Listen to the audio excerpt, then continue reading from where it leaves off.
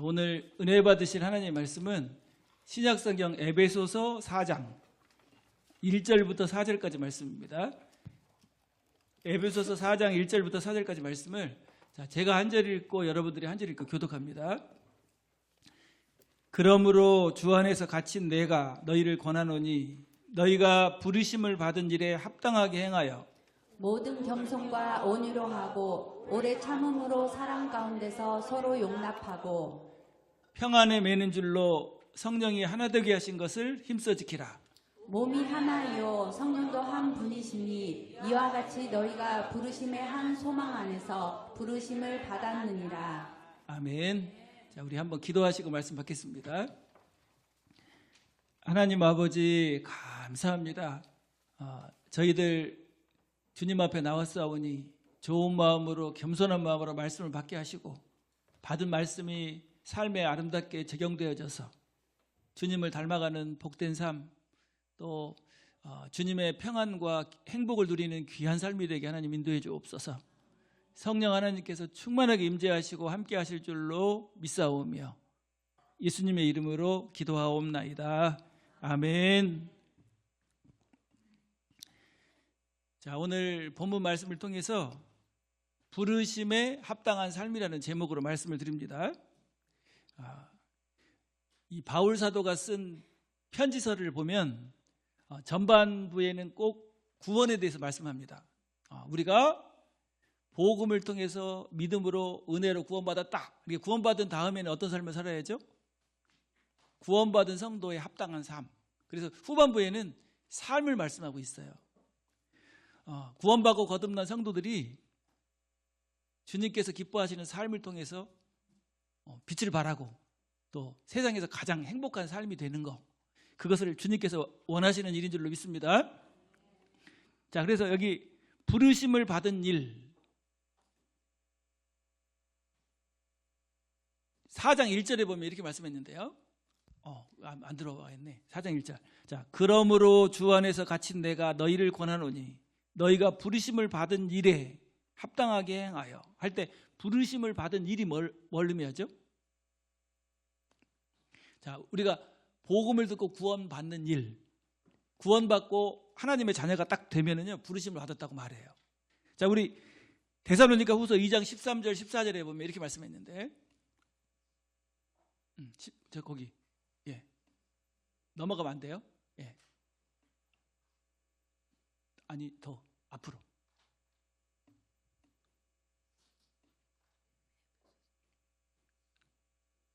맞아요. 여기 읽어주세요. 주께서 사랑하시는 형제들아, 우리가 항상 너희에 관하여 마땅히 하나님께 감사할 것은 하나님이 처음부터 너희를 택하사 성령의 거룩하게 하심과 진리를 믿음으로 구원을 받게 하심이니 이를 위하여 우리의 복음으로 너희를 부르사 우리 주 예수 그리스도의 영광을 얻게 하려 하심이니라. 자, 하나님께서 주소가 좀 잘못됐네요. 데살로니가후서 2장 13절 14절입니다. 하나님께서 사랑하셔서 창세전에 택한 사람을 하나님이 부르실 때가 있는데 어떻게 부르셔요?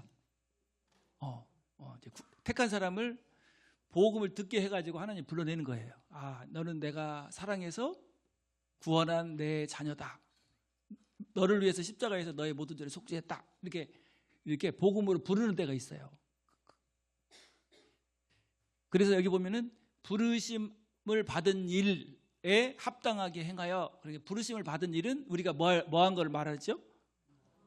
복음을 듣고 구원받은 거. 그래서 부르심을 받고 구원받은 사람은 부르심을 받은 사람으로서 합당한 삶을 살아야 될 줄로 믿습니다. 그래서 바울 사도의 편지서를 보면요 똑같이 세 가지가 딱 들어가 있어요. 구원받고 거듭난 성도는 첫째로 자기 자신을 절제하는 삶을 살아야 된다. 두 번째는 하나님께 헌신하는 삶을 살아야 된다. 그래서 예배하는 삶을 살아야 되죠. 세 번째는 성도들과 하나 되는 삶을 살아야 된다. 이렇게 말씀합니다. 자, 구원 받으면 삶이 저절로 막 바뀌는 게 아니고 성도는 합당한 삶을 알고 또 바른 삶을 추구하는 삶이 되어야 될 줄로 믿습니다. 그래서 누굴 닮아가야 돼요? 성장하고 성숙해져야 돼요. 그래서 오늘 구원받은 성도로서 부르심을 받은 하나님의 자녀로서 합당한 삶은 어떤 삶인가? 오늘 본문을 통해서 묵상해 보는 시간이 되겠습니다. 자, 첫 번째로 우리 크게 한번 읽어볼까요? 자, 시작. 하나 되게 하신 교회를 세우는 삶이다. 자, 3절 4절에 보면 이렇게 말씀합니다. 평안에 매는 줄로 성령이 하나 되게 하신 것을 힘써 지키라. 몸이 하나이요 성령도 한 분이시니 이와 같이 너희가 부르심의 한 소망 안에서 부르심을 받았느니라. 예. 자, 성도는 구원받을 때, 자, 복음을 듣고 구원받을 때 한 몸으로 부르셨다 이렇게 말씀합니다. 한 몸. 우리는 누구의 몸이죠? 예수님은 머리시고 우리는 몸이에요. 그래서 복음을 듣고 구원받으면 예수님의 몸의 지체가 됩니다. 그래서 우리가 전혀 다른 환경에서 다른 상황에서 생활하다가 이렇게 구원받고 만났기 때문에 약점도 있고 단점도 있고 부족한 점도 있죠. 그래서 어떻게 해야 돼요? 하나 되기를 어떻게 해야죠? 힘써야 돼요. 자, 고린도전서 12장 13절에도 보면 이렇게 말씀했는데 우리가 율대인이나 헬라인이나 종이나 자유자나 다 한 성령으로 세례를 받아 한 몸이 되었고 또 다 한 성령을 마시게 하셨느니라. 자, 성령으로 세례를 받아 한 몸이 되었다 말씀하죠. 한 몸은 뭘 말하는 거예요? 교회, 주님의 몸된 교회. 그래서 교회는 성령의 역사로 구원받고 한 몸을 이룬 공동체인 줄로 믿습니다. 그래서 구원받은 성도는 교회를 사랑하고 교회를 힘써 지키고 교회를 세우는 삶을 살아야 돼요. 자, 우리 저를 한번 다 같이 따라서 하겠습니다. 평안에 매는 줄로 성령이 하나 되게 하신 것을 힘써 지키라. 성령이 하나 되게 하신 것이 뭐죠? 주님의 몸된 교회. 그래서 구원받고 거듭난 성도는 교회를 세우기 위해서 헌신합니다. 그리고 하나 되기를 위해서 힘써요. 여러분, 교회가 아름답게 세워지고 세상에 빛을 발하는 복된 교회가 되려면 성도들이 성숙해야 되고 또 헌신해야 됩니다. 자, 여기 에베소서 4장 12절에도 보면 이렇게 말씀해요. 이는 성도를 온전하게 하며 봉사의 일을 하게 하며 그리스도의 몸을 세우려 하심이라. 예. 그리스도의 몸을 세우는 게 뭐죠? 어디를 세우는 거예요? 예. 몸된 교회를 잘 아름답게 세워가는 거예요. 그래서 구원받은 성도는 교회를 세우는 일에 헌신할 때 진정한 보람과 행복을 느껴요. 왜냐하면 교회는 누구의 몸이니까? 그리스도의 몸이니까. 여러분, 교회는 건물이 아니에요. 건물. 이 건물은 교회가 모여서 예배드리는 장소죠. 그래서 뭐라고 불러요? 무슨 당? 네, 그러니까 야당도 아니고 여당도 아니고 우리는 무슨 당이다?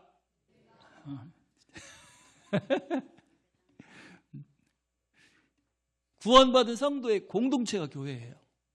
그래서 교회는 조직체가 아닙니다. 생명체라고 그래요. 유기체, 생명체. 그리고 상하 관계가 아니에요. 누구는 높고 누구는 낮고 그런 게 없어요. 다 똑같은 주님의 몸된 교회의 지체고 서로 사랑하는 관계입니다. 그래서 비판이나 판단의 대상이 아니고 무슨 대상입니까? 사랑의 대상이에요. 여러분, 지체의 특징이 뭐냐면 예를 들어서 오른손이 좀 약해요. 그럼 어떻게 하죠? 너 왜 이렇게 못났냐? 왜 이렇게 약하냐? 막 이렇게 안 하잖아요. 약하면 어떻게 해요? 이게 좀 아파 그러면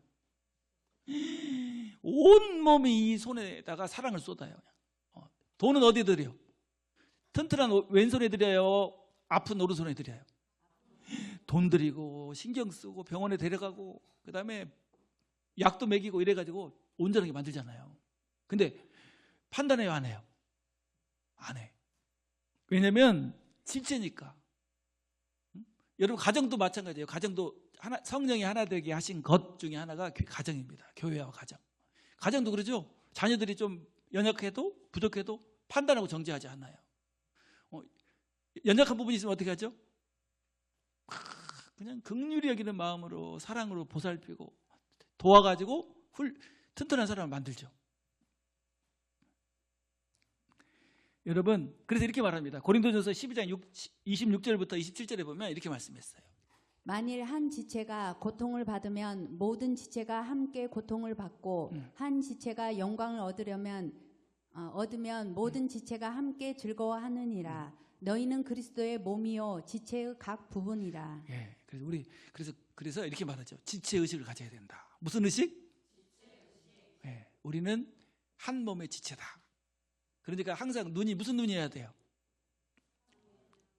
예? 사랑의 눈으로 봐야 돼. 판단하고 정죄하는 눈은요, 율법의 눈이라고 그러잖아요. 우리는 무슨 눈으로 봐야 됩니까? 복음의 눈, 사랑의 눈으로 봐야 될 줄로 믿습니다. 그리고 예수님께, 하나님께 사랑받는 비결이 있는데 어디를 사랑하면 하나님이 사랑하실까요? 왜 그러죠? 주님의 몸이니까. 여러분, 가장 사랑하는 게 있다면요, 자기 몸이에요. 그래서 구약에 보면 내 이웃을 내 몸과 같이 사랑해라. 그 말은요, 몸처럼 더 사랑하는 게 없어요. 근데 예수님의 몸이 어디예요? 교회. 그리고 예수님의 신부라고 말합니다. 신부. 자기가 제일 사랑하는 사람이 누구냐면, 누구를 사랑하죠? 예를 들어서 우리 강태주 집사님이 가장 사랑하는 사람이 누굴까요? 임경민 집사님이에요. 강태주 집사님한테 뭐라고 하면 참아, 온유한 분이라. 근데 임경민 집사님을 뭐라고 하면 어떻게 될까요? 목숨 걸어버려요. 죽을지도 몰라. 왜냐하면 내가 사랑하는 대상을 업신여길 때는 못 참는 거예요. 그런데 여러분, 교회는 주님이 가장 사랑하는 주님의 신부라고 말합니다. 사랑의 대상 중에 가장 사랑하는 대상이 신부잖아요. 나의 사랑, 나의 신부. 자, 에베소서 5장 25절에 보면 이렇게 말씀해요. 그리스도께서 교회를 사랑하시고 그 교회를 위하여 자신을 주심같이 하라. 예. 그래서 주님께 사랑받고 복받는 비결도 교회를 사랑하는 데 있어요. 여러분 어때요? 교회를 생각하면 야, 너무 좋다. 응? 막 교회만 생각하면 행복해져. 그러면 여러분 복받은 삶이에요. 근데 교회만 생각하면 막 스트레스 받고 괴로워. 그런 복 못 받는 삶이에요. 여러분 어때요? 교회만 생각하면 행복해요? 아이고, 복 받겠네.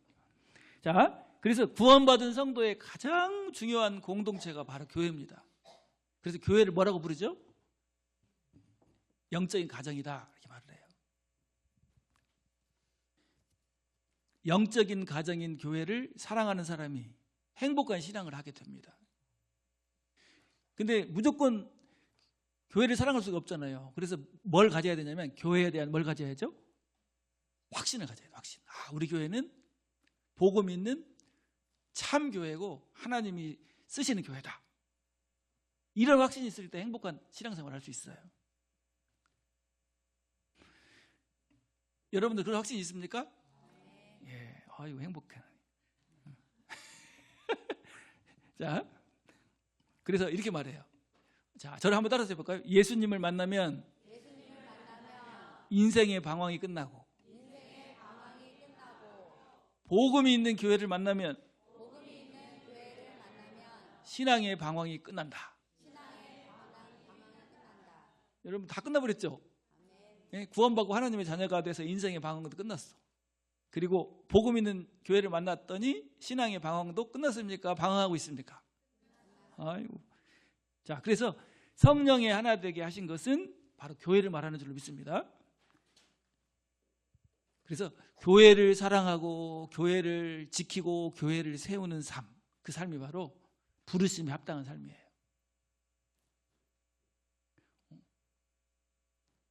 자, 두 번째로, 자, 우리 크게 한번 읽어볼까요? 자, 시작. 부르심에 합당한 삶은 겸손과 온유의 삶이다. 자, 성숙한 신앙이 되고 성숙한 삶이 돼야 돼요. 그래야 교회가 지켜지고 공동체가 행복해져요. 근데 오늘 본문에 보니까 어떤 특징이 있어야 되죠? 겸손과 온유. 여러분, 우리가 상처를 누구에게 제일 많이 받아요? 자녀는 부모에게 제일 많이 받아요. 왜냐하면 뭐하니까? 가까우니까. 먼 사람은 안 받아. 또 누가 상처를 많이 받죠? 부부가 많이 받아요. 부부가. 자꾸 가까이 있고 자꾸 기대를 하게 되니까.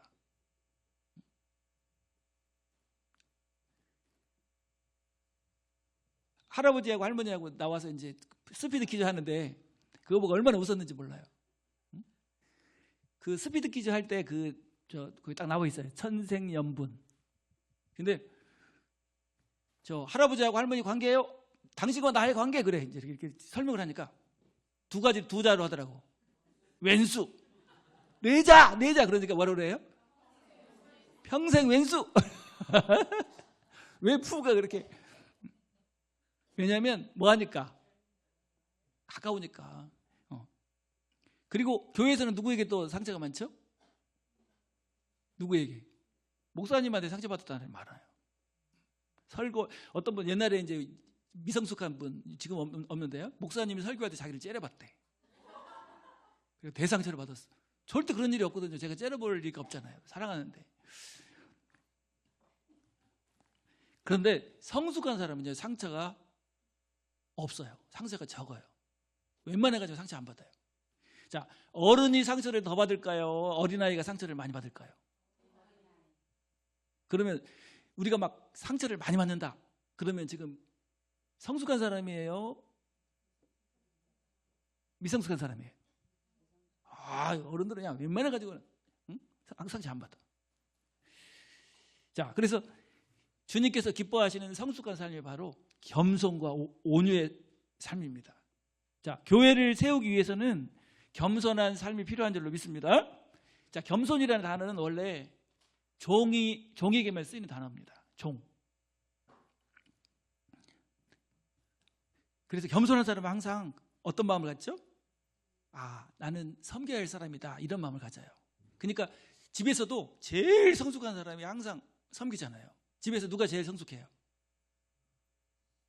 엄마가. 그러니까 아빠도 섬기고 아들도 섬기고 딸도 섬기잖아요. 이 섬기는 사람이 가장 성숙한 사람이에요.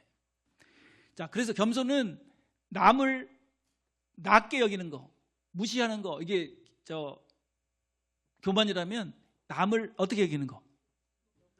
높게 여기고 섬기는 게 바로 겸손이에요. 교만은 나보다 남을 어떻게 여기는 거? 낮게, 못하게 여기는 거.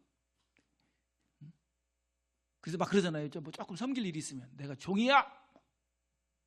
근데 성숙한 사람은 나는 당신의 종입니다. 이렇게 섬기죠.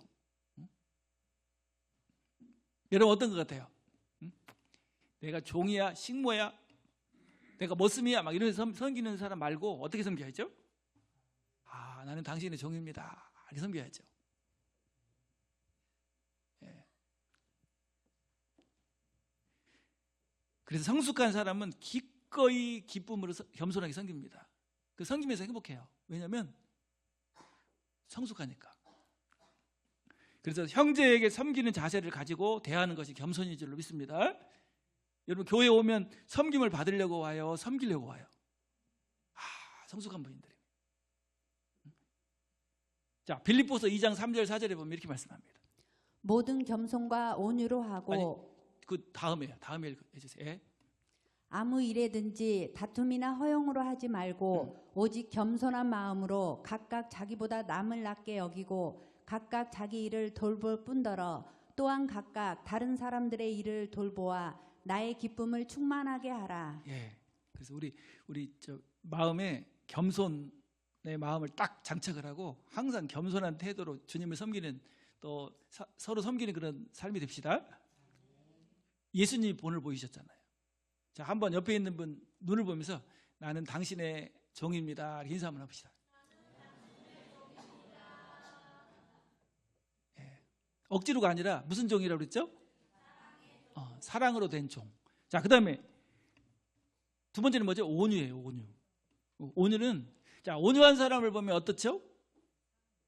부드럽고 친절한 모습이에요.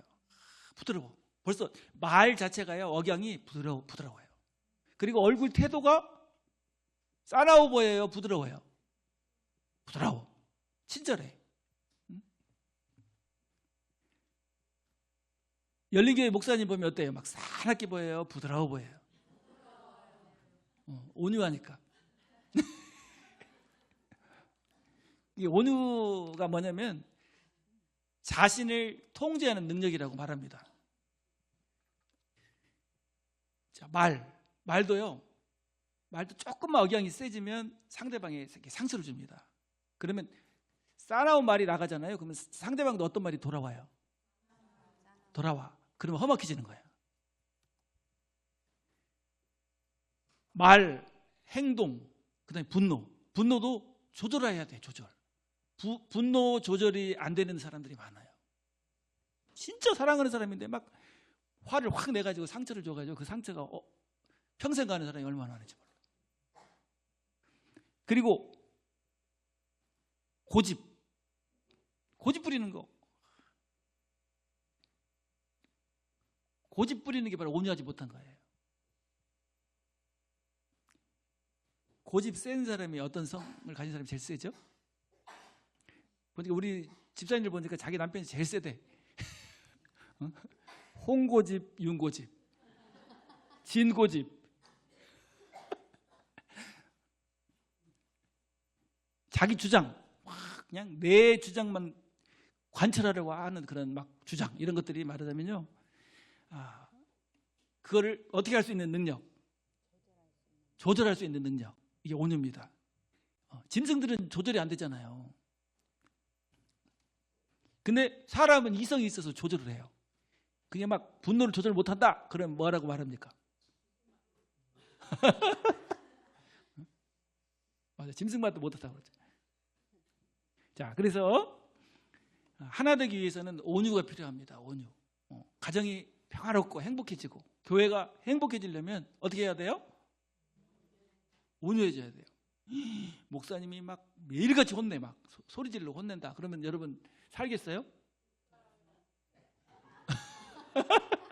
다른 교회로 가야지. 자, 그래서 우리 열린교회는요, 예수님을 본받아서 겸손하고 온유한 성도들이 되시길 바랍니다. 자, 말과 표정, 행동, 모든 것이 부드럽고 친절한 사람이 돼야 돼요. 누가 봐도 이야, 정말 온유하다. 우리 열린교회 장로님들을 보니까 그냥 너무 온유하고 겸손한 분들이다, 이렇게. 근데 나는 못 참아. 이런 사람은요, 뭐만 또 못하죠? 아니, 온유하지 못한 사람, 온유하고 겸손하지 못한 사람이 바로 짐승이에요. 그냥 주위 사람들 막 상처를 주고 힘들게 만드니까. 자, 그래서 형제에게 부드럽고 친절하게 대하고, 그 다음에 자신을 통제하면서 은혜로 대할 때 진정으로 하나 되고 행복한 교회, 행복한 가정이 될 줄로 믿습니다. 예. 교회는 큰 가정, 가정은 작은 교회라고 말하잖아요. 그래서 겸손과 온유. 제가 예전에 설교하면서 그랬잖아요. 이렇게 저 설거지 하는 거기 자리에다 붙여놓으라. 왼쪽에는 뭐라고 붙이라고 그랬죠? 겸손과 온유. 그 다음에 오른쪽에는 사랑과 관용, 이렇게 붙여놓으라. 자, 겸손과 온유가 부르심을 받은 성도의 합당한 삶입니다. 자, 세 번째로, 자, 크게 한번 읽어볼까요? 시작. 부르심에 합당한 삶은 사랑과 관용의 삶이다. 자, 2절을 다시 한번 읽어볼까요? 모든 겸손과 온유로 하고 오래 참음으로 사랑 가운데서 서로 용납하고. 자, 오래 참음으로 대할 때 하나가 될 수 있다. 그렇게 말씀합니다. 자, 고린도전서 13장에 보면 사랑을 말씀하면서 제일 먼저 한 말씀이 뭐예요? 사랑은 오래 이것은 시련과 환난 가운데 오래 참는 그걸 말하는 게 아니고 상대방의 부족함과 연약함, 실수를 어떻게 해주는 거예요? 오래 참아주는 거예요. 여러분 부부가 만나가지고 오래 참아주지 않으면요 오래 못 살아요. 뭐 찍어야 돼?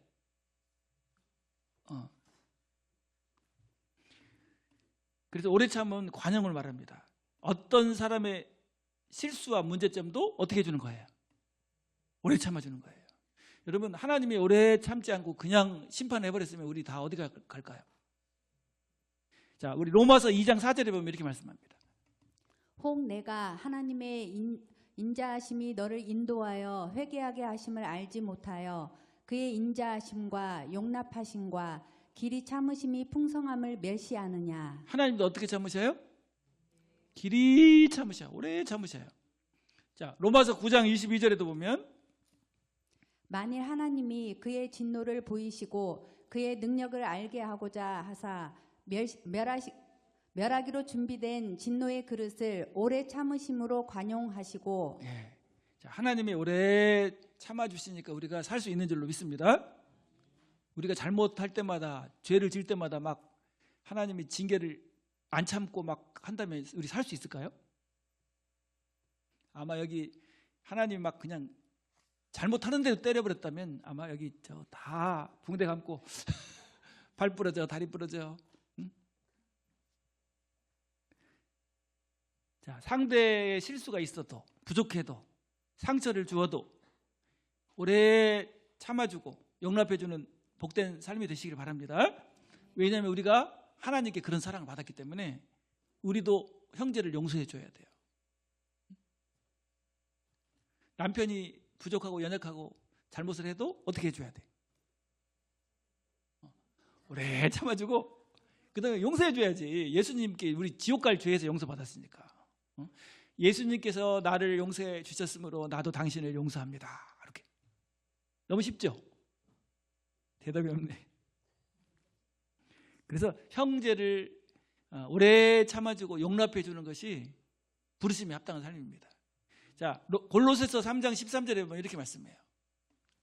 누가 누구에게 불만이 있거든 서로 용납하여 피차 용서하되 주께서 너희를 용서하신 것 같이 너희도 그리하고. 불만이 있거든 이 말을 불평할 만한 일이 있거든 이렇게 번역을 했더라고요. 다시 말하면 무슨 일이 있을 때? 섭섭한 일이 있을 때. 자, 섭섭한 일이 생겨도 어떻게 해줘야 돼요? 넓은 마음으로 용서해야 돼요. 남자들은 잊어버리기를 잘하는 것 같은데 여자들은 옛날에 섭섭했던 거 평생 안 잊어요. 그러면 안 돼. 잊어버려야 돼.